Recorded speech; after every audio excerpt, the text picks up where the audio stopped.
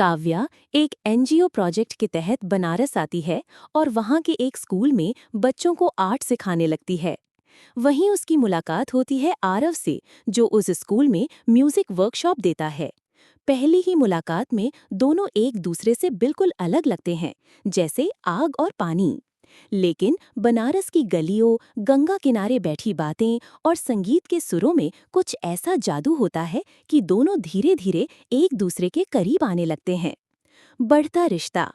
आरव अपनी सादगी और दिल से जुड़ी बातों से काव्या का दिल जीत लेता है, और काव्या आरव को जिंदगी को थोड़ा और खुलकर जीने की हिम्मत देती है।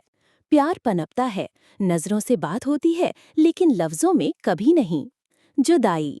प्रोजेक्ट खत्म होते ही काव्या को वापस दिल्ली लौटना पड़ता है। आरव उसे रोकना चाहता है, लेकिन कुछ नहीं कहता।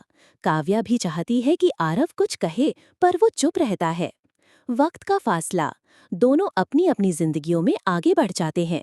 काव्या एक बड़ी कंपनी में जॉब करने लगती है और आरव बनारस में अपना म्यूजिक स्कूल खोल लेता है।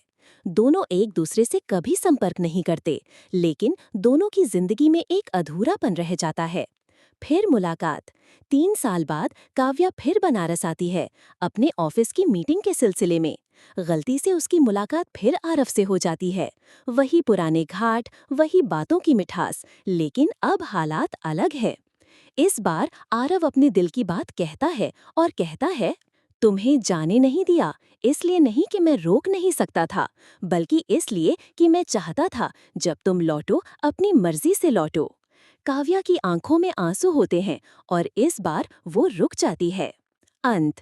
कहानी एक साधारण मगर सच्चे एहसास के साथ खत्म होती है, जहां प्यार किसी फिल्मी ड्रामे से नहीं बल्कि समझदारी, इंतजार और इज्जत से परिभाषित होता है।